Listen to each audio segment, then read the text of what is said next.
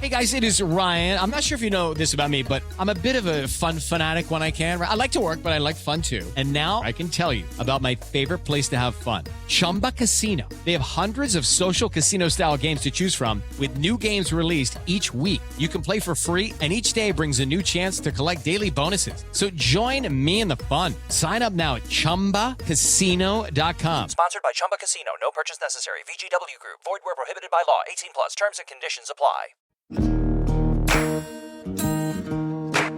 Real Life, Real Crime is a true crime podcast brought to you by Woody Overton and executive producer Toby Tomplay.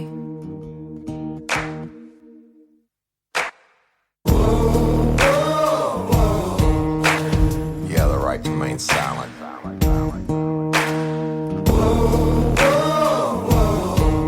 Anything you say can and will be used against you in a court of law. You have the right to an attorney prior to and during any questioning. You can't afford one, the court will appoint one for you. You understand your rights? Your crime spree was over, son. Yeah, you thought you had it licked, but Detective Overton made your sugar turn to shit.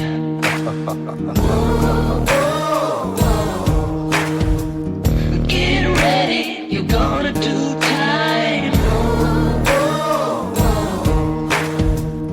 Real life, real crime. Warning. This episode of Real Life, Real Crime, the podcast, may contain descriptions of acts of violence or that are of a sexual nature. It should be for people that are 18 years or older. Heed my warning, people. I did not get the facts of these cases off of the internet or from some television show. The facts we're retelling you were presented to us by the victims of the crimes or the perpetrators who committed the crimes against the victims. My description of the crime scenes are what I saw with my own two eyes. If you're going to get offended, please turn this podcast off now. Thank you. Hello, everybody. I'm Toby Tomplay, producer of Real Life, Real Crime, the podcast. And I'm coming to you today because after this nasty Hurricane Delta that just passed through, Woody got trapped in the woods at his hunting camp. Don't worry, he's fine and he's safe. But some fallen trees have made it where he can't get out of his hunting camp, or at least couldn't until earlier today. So he was planning on recording a new episode for you guys, and since he could not get to the studio or even to his house earlier to record it from there, he decided to share with you guys a former Patreon episode. So hope you enjoy it. And for Patreon members, this one will be replaced later this week by a brand new one for Patreon only, as well as an October Patreon only episode too. Also, prayers going out to everybody who was affected by all these nasty hurricanes that we've had lately. And that's it. Enjoy the episode. Hello, everybody, and welcome to this patron bonus episode of Real Life, Real Crime, the podcast. As always, I'm your host, Woody Overton. Today, I'm going to do an episode called Gal Boy, and it's G-A-L, separate word, boy. Now, I'm going to tell you, you're going to get this, patron members. First of all, if you're listening to it, you're a patron member, and I really love and appreciate you, and thank you for your support. It's amazing, and it really helps the show. It really helps us go, right? So without y'all, we absolutely would not have a show, or I wouldn't have a show. So this one is going to be so raw and unedited. It's really going to be unedited because it's not going into the studio to get compressed and all that stuff. So you're going to get me with all the lip smacks and all the stuff that they take out every week, that Toby takes out every week. And it is what it is, but I want you to have the episode. And this is pretty cool. This is a story that I've been thinking about since I told y'all, or since I did the story, Finally Free. Had a lot of correction stuff coming back to me, and this one stuck in my head. So I'm going to get to it, okay? and I'm not going to use the name of the victims or suspects on this one because I, honest to God, don't know what happened to this case, but it's a real fucking case. And, it's pretty crazy. So, but let me tell you, we're talking about corrections again, y'all, the Department of Corrections. And I told you, and finally free, when you go behind those walls, when you step into that prison and that door closes behind you, it is a totally different world. It's a totally different set of rules. Outside rules just don't apply. I mean, I can't explain to you any other way than that. The way that inmates or convicts, look at each other and staff, and they all have their own little rules. But like I told you about, most of the inmates or the convicts that have sex with one another don't consider themselves to be gay. And it's just a fact. And like I said, they tell you, I'm having sex with this dude, but it's only because I'm locked up, right? I got to do what I got to do, to take care of myself or get my release, whatever you want to call it. And while I'm down, but out on the street, I'm married, I got kids and shit like that, right? So they don't consider themselves to be gay. But it happens. I mean, everybody on Earth got here on this earth is because two people screwed, right? Everybody's got a sex drive, no matter what your sexual orientation is or isn't. But in the prisons, I mean, sex happens. Whether it's, I'm sure, some of it's rape, but a lot of it is consensual sex. And I'll give you a couple examples before I get into the story about this case, Galboy. And I'll give you one on, it was a Super Bowl Sunday. I was working the cell block, and they had 4 TVs on the tier mounted to the wall. And of course, everybody's watching the big game and shit. I wanted to watch it too. And I think I was showering them up, and then I put my chair right beside one of the cells, where I could watch the TV, and halftime came on. And, it was, I forget what year it was, but Michael Jackson was the performer, right? And so the cell's right behind me, and that they're watching out their screen on the TV, and it was a what I call a bull and a Galboy or a sissy. That's not a derogatory term. It's a prison term.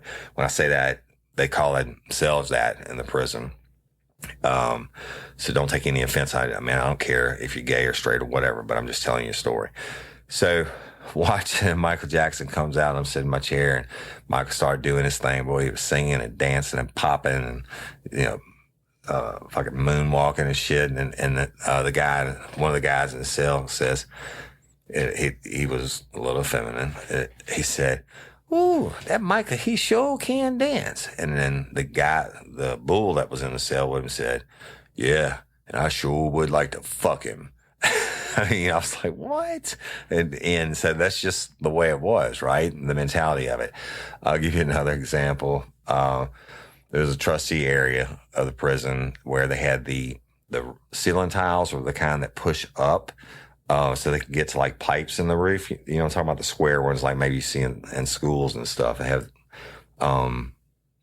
metal square frames. I don't know what you call that, but it's a ceiling tile board, and you can push it up with your hand, the whole square.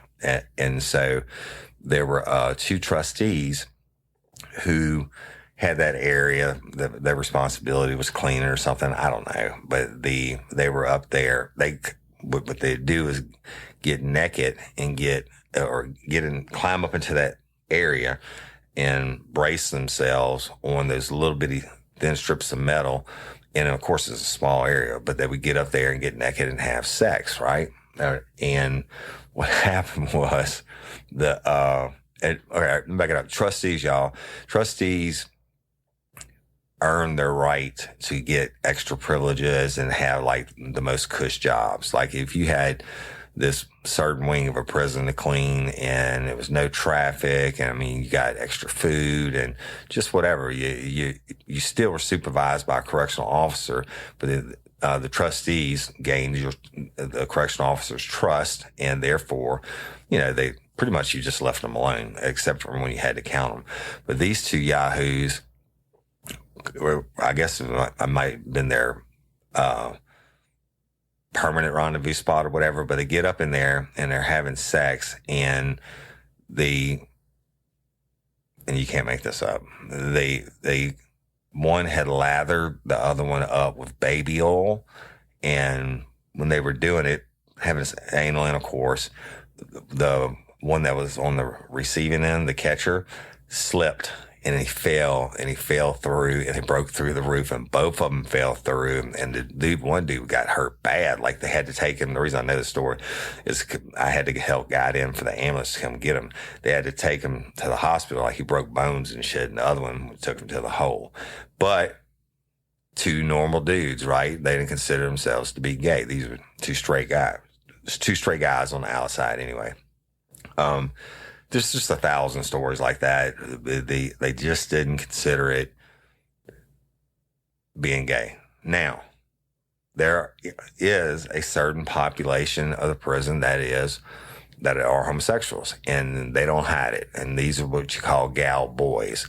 Now, again, I know we live in a sensitive world today and shit. People think about, look it up. I didn't make this term up. It's not a derogatory term, and they call themselves that, gal boys. And these are the ones who go in and get turned out when they're in there and become full-fledged homosexual, or they were gay before they got there, right? But these gal boys, now, there's a lot of homosexuals in prisons that aren't gal boys, and gal boys dress the part, and they actually call them her or she's. Other inmates were talking about it, say she was doing this or she did that, or a correctional officer must say, go get her and tell her to come over here. I need to talk to her. All right, and they're talking about a gal boy, and these they would dress very effeminate and try to grow the hair out and wear the little shirts in the summertime, but the little knot tied above the belly button. So when they're walking through, they weren't supposed to do that, but it happened, and you were really going to write them up for it, right? They wear super tight shorts, and if they could get stuff to paint their fingernails and stuff like that. And a lot of times the gal boys would sit together and do each other's hair and shit like that. They fully open homosexual.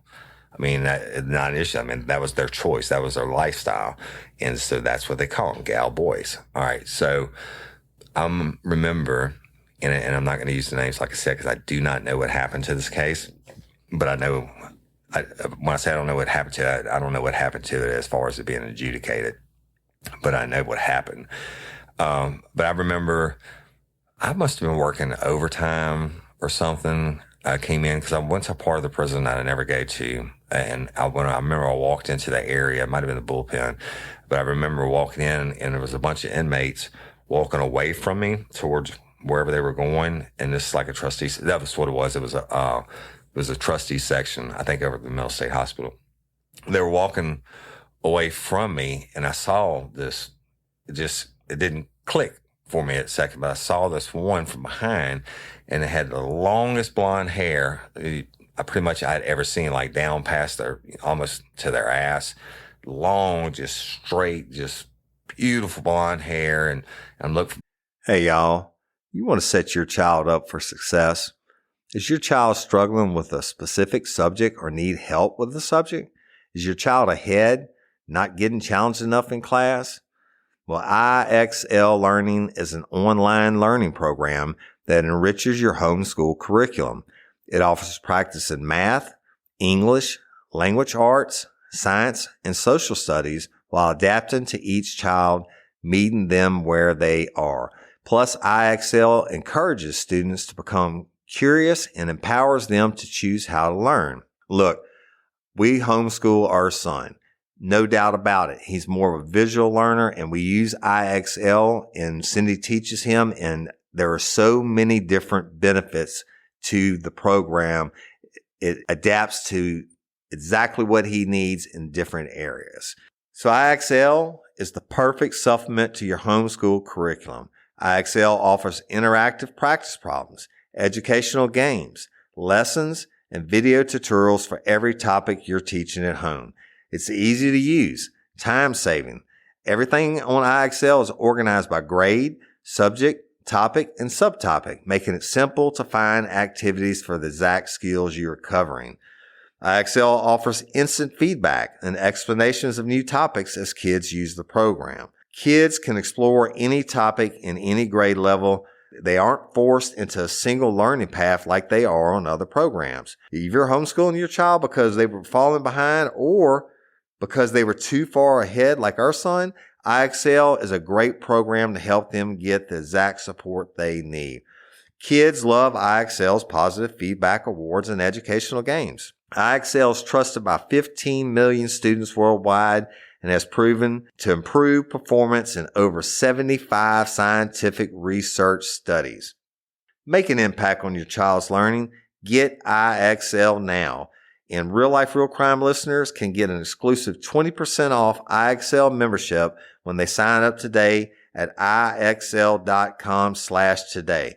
Visit IXL.com/today to get the most effective learning program out there at the best price. And don't forget, Real Life Real Crime listeners get 20% off. Y'all, we really do use this product and it's been a godsend.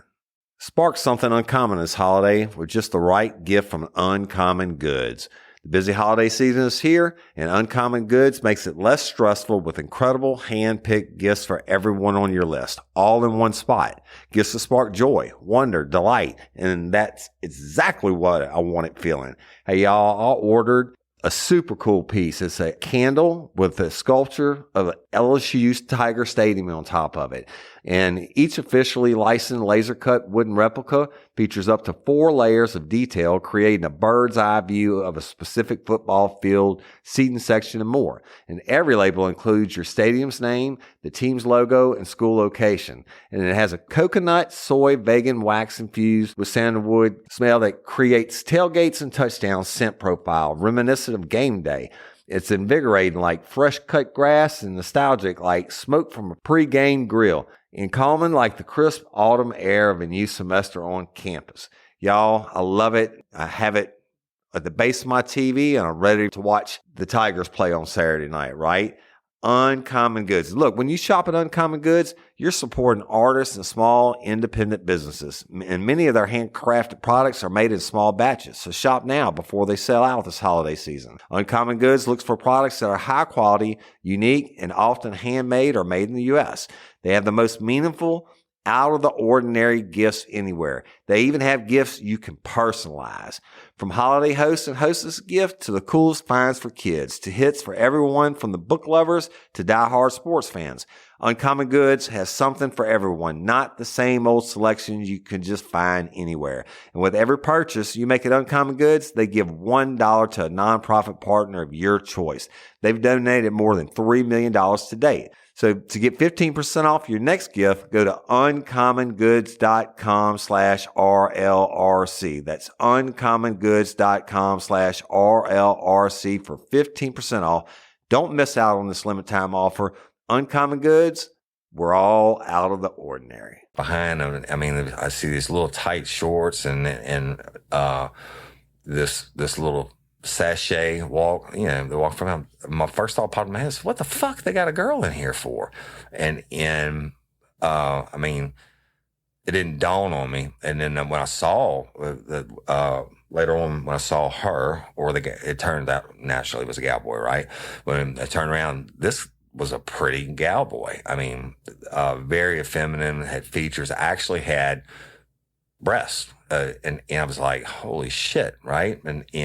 But this inmate, it was like that before they got to prison. They didn't come to prison and just get breasts, right? This person was a full-fledged, what would you call it? I don't know, transvestite or whatever the hell on the outside, but I'll get to that in a few minutes.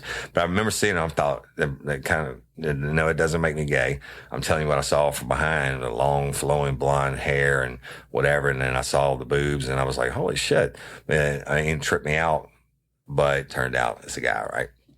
All right. So fast forward, I don't know how many years later it was. I wasn't there for that long, like 3 years, but I was working the working cell block in the admin seg tiers that I told y'all about and Finally Free. And I was making a round on the admin seg tiers, and I saw that gal boy in one of the cells. And I talked to him before, you know, over the course of the years, et cetera. And I was like, what are you doing? Because this dude was definitely a convict. He wasn't about to get into trouble for shit, right? And he had like one of the most cush jobs at the prison, which was he maintained the area of one of the vocational schools. Now, this is where inmates that were going to get out, et cetera, they would go to these vocational programs and you know, teach them job skills to get on the outside. And they really had a fucking killer program that DCI did. And they had instructors that would come in and teach them everything from auto mechanics to whatever, welding, whatever, pipe fitting, I don't know. But this guy had been down this gal boy had been down for a long time, and she was the head trustee for the whole vocational school, like the top whatever. And that's to get that position, y'all, this is basically, you know, where the inmates are unsupervised and just have full run of everything. But this is trustee's trustee is what I'm telling you. And, you know, they always had the respect of the correctional officers, et cetera. Anyway, so I see her and I was like, what are you doing? And, she said that she was on protection. And I said, for what? I mean, you've been there forever and you never had any troubles. Let me back it up. I don't remember if I talked to her before then or, I think it was before then. She or he was from New Orleans. And the reason they were in prison, and I told you in Finally Free that they don't really talk about it that much. This person was in prison. They were from New Orleans and they used to run a bunch of strip clubs and an escort service down in New Orleans in the French Quarter and the surrounding areas. But they also were running a large amount of narcotics. All right. And when she or he got busted, they hit him pretty hard. And, but she was kind of famous. I mean, when I say she had the breast, he had whatever, they had the breast, et cetera. This is what their lifestyle was. And she or he was a performer before and then built up to running the clubs and own the clubs and then pushing a lot of narcotics through, and ultimately got popped on dope and sex charges, that escorting. So this is not an uneducated a person. I mean, they spoke very eloquently. They were smart. They, I think, had gone to Tulane and stuff like this. So, and it was not a dumbass, is what I'm telling you. Not some crackhead or something like this. This is one of the more, what I always say, prisons are full of dumb criminals. It's hard to catch a smart one. This guy was a smart criminal who just got too big for his britches, I guess you would say, and got popped. So talked to him and he said, I'm on protection. I said, why are you on protection? You've never had any trouble since I've been here, et cetera. And he said, come back later when you get done with your count and I'll tell you what happened. And so I did. I went and handled all this stuff and I came back when I had time and he told me, he said, yes, Sarge. He said, you know, I'm the head trustee over at the vocational school. I said, yeah. He said, well, you know that,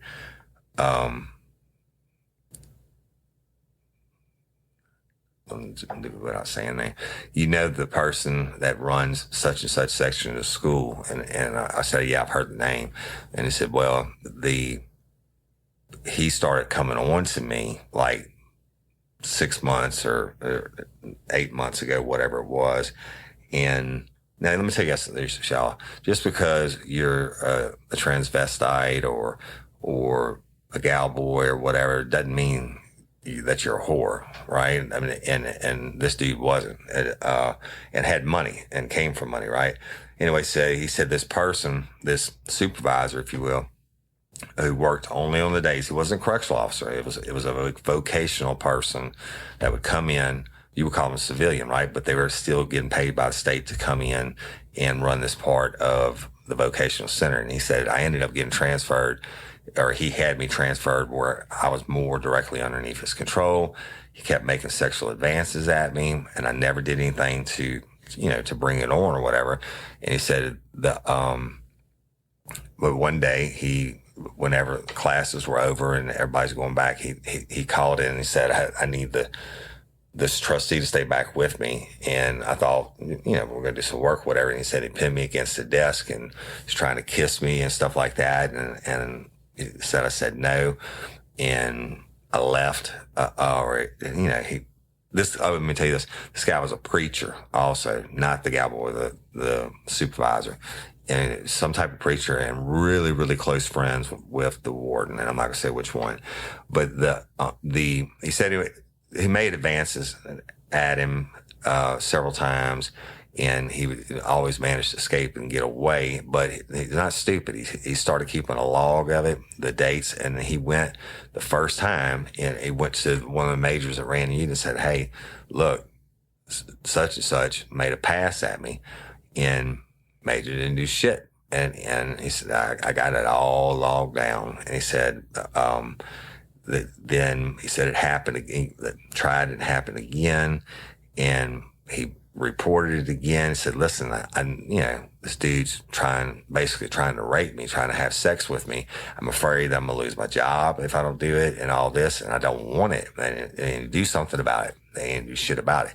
Now, I think that might have been because this person was like super tight best friends with the warden. And maybe they didn't want to, get involved with it. I don't know.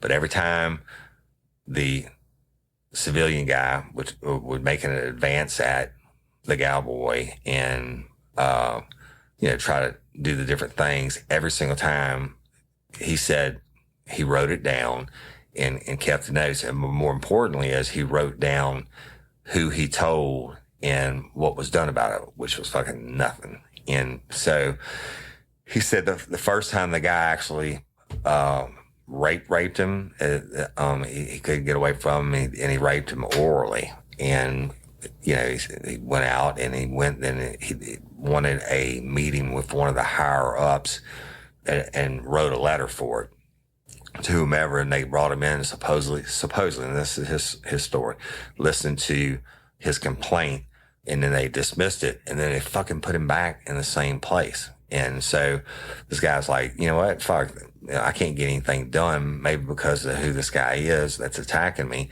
So, I told you he kept a log, and what he was doing is he was sending it to his attorney.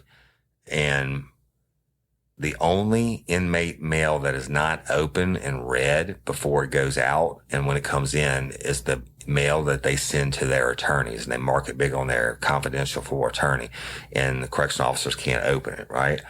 And so he said that he keeping a list, and when the first oral rape happened and they didn't do anything, then he sent it to his attorney, or sent the information to the attorney, and shit, they put him back in there, and it happened again. He said it wasn't like it happened every day, but when he could get a chance to hold him back, he would do it. And then he said it went to oral rape, and then he was trying to penetrate him anally and couldn't finish or whatever. I don't know, couldn't get an erection to penetrate him anally.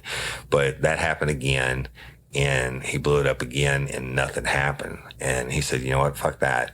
Now, this was probably 93, maybe 92, 93. Now, DNA had just really come out and been started to being used.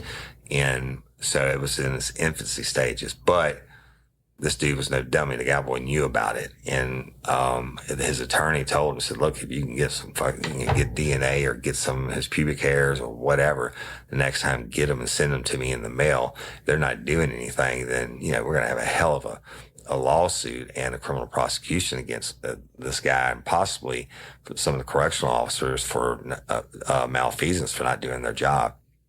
And I love the man to this.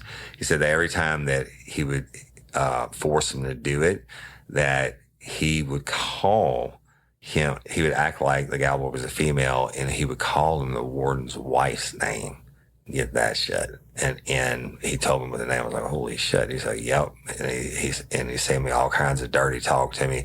Come on, such and such, you know, you like this. You've been on there for so long, da, da, da. So he's living out, according to the inmate. This teacher was living out his fantasies of having sex with the warden's wife, through the cowboy. And I guess he thought he was going to get away with it. And I mean, I'm sure there's a lot of rapes that go on like that, and inmates try to tell, and for whatever reason, the CO doesn't want to get involved. I don't know. But this guy, he said it just happened again, like a week before.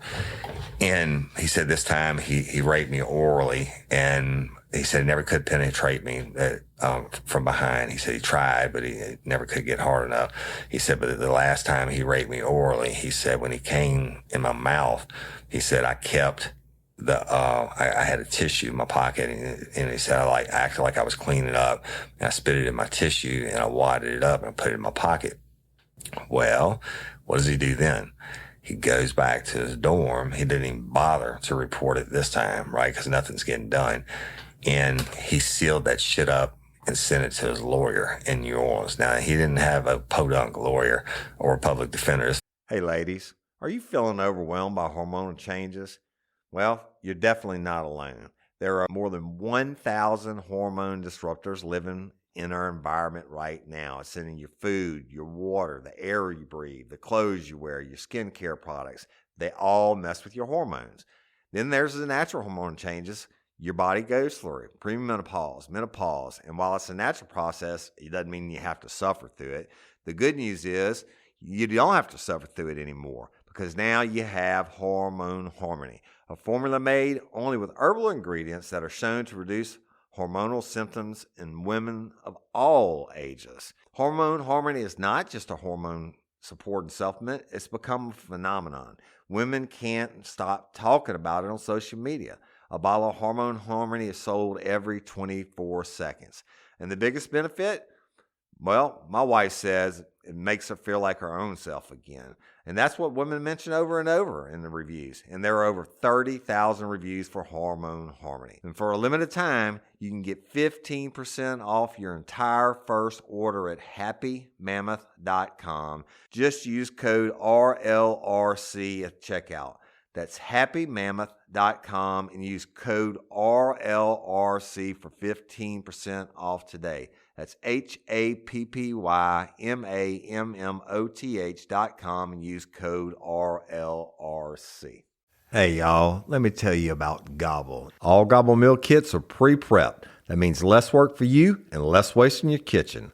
Their meal kits include everything you need so you can save time at the store or just skip that trip entirely. I got the box in and I had 3 different meals. I had a Kung Pao chicken, crispy fish tacos, and a beef bourguignon, however you say it. But let me tell you about the classic beef bourguignon. Look, it came with beef pot roast and a beef broth concentrate, red wine demi-glaze, cremini mushrooms, cipollone onions, mashed potatoes, baby carrots, and rosemary thyme butter. It was so easy to make. Literally like 15 minutes it took Cindy. And let me tell you something, all the dishes were fire, but this thing was like a taste explosion in my mouth. It's just unreal. We've got to spend more time together and more time doing the things we love because everything came in this one single box right to my door. So see what a difference Gobble will make for your household. Right now, they're offering my listeners a fantastic limited time deal. You get $120 off across 4 boxes plus free shipping and free cookies. And let me tell you, those cookies, I ate one that was sin baked and it was delicious. Go to gobble.com/real life. That's GOBBLE.com/real life for $120 off your first 4 boxes. This offer is not available on the home site, so don't miss out. This is genius. It's taste explosions in your mouth like you never had. fucker has some money. And I mean, he still owned the clubs and stuff through whatever, I don't know, through corporations or whatever. I mean, so he had like money and sent it to his lawyer. And the lawyer took it, sent it to a lab, and then ultimately ended up coming in with restraining orders and protective orders, et cetera, and went to the DOC and just slammed them, right? And so they started an investigation on it. But then once the good correctional officers found out, they immediately moved him back there to where I was. And so he was in holding, and he wasn't getting out. He had like 20 years for all his charges. And so sent him back there to protective custody, but he couldn't stay there. They were going to ship him to another prison, just in case, right? And you don't want it to be an Epstein, whatever his name is, that pedophile Jeffrey Epstein, where he magically ends up hanging himself. But check this out. They moved him before, that was on a weekend, like on a Saturday or something like that. And when the powers that be did the investigation, and they went in and told the warden and all that, and they call in this teacher on that Monday. They call him in, they bring him in to what we call the headquarters building, or the White House. And they were the cops were there. The investigators were there. They were going to get him, and they brought him in for questioning. Now, still at this point, the semen hasn't, I don't know what point of analyzing it was, et cetera, or the pubic hairs, whatever this guy had on him. So it's still kind of a he said, but what happened was they started asking the ones that he had on his list, the COs, hey, did he ever report this to you, et cetera. And I think one of them admitted to it, and the rest of them denied it. But it's still kind of a he said. But they bring in this preacher guy who was the teacher, who was the warden's homie, bring him in, and they question him on it. And when he's getting ready to leave, he got all freaked out about it. And when he's getting ready to leave, guess what he does? He slips and falls on the steps of the administration building and acts like, well, I don't know he might have really been hurt, but from what I heard, he acted like he got hurt and was like, oh, don't touch me, call an ambulance, et cetera. And therefore, the last I heard of it, he was on medical leave as a civil service employee, and while the investigation went on. So, and I must have left a short time after that, because I don't know whatever happened to it. And we didn't have the internet back then, y'all. This is not something I can go look up. But anyway, so it's crazy, right? And I don't know. I was thinking about that one after the story last week, but so the mindset being different, not homosexual, and the ones that are homosexual and openly homosexuals call themselves the gal boy, but even they don't like to be raped or deserve to be raped. And I'm assuming this guy is telling the truth. From everything that I heard through the grapevine afterwards, he was definitely telling the truth or what have you. So I don't know, but gal boy, just a whole different world inside the prison. So I don't know. And I appreciate y'all for tuning in and listening. This is a short one. I'm probably going to release Strange Shit towards the end of the month. How about that? So this is just be something to tide y'all over until then. A little bit of a different story, and a little bit of different insight, but it was real life, and it was a real crime. It doesn't matter who it is that it's committed against. It was a real crime. And, Patreon members, I appreciate your support, and I hope y'all like your videos that you get. I'll be doing this week's episode. I'm going to record the live video, and I don't want to say a certain date in case some shit happens, but we know it's going to be before Friday. I will do probably Wednesday, but I'll make the announcement If you can tune in to watch the live video on the Patreon page, great. If you don't, then it'll still be there, y'all. When we get it posted that night, the video, the raw, unedited, just like I'm doing now, sitting here shooting shit, version before Toby gets it, right? So that video will be there on Friday, just like the last month or so, a month and a half. You will get the audio version edited by Toby Tomplay of this week's episode that's coming up. And you also, that video is going to stay on your Patreon page. So, you can go back and watch it whenever, but on Friday you get the commercial free edited version with the music and all that. And of course, everybody else gets it sometime late Saturday. But so I hope you enjoy that. It seems like a lot of people are using that and liking it. Look, if we owe you something, send us. You are not bothering us. Look, we send out so much stuff, and that my wife and them do a really great job of it on getting most of it out. But some stuff does fall through the cracks, unfortunately. But we don't know.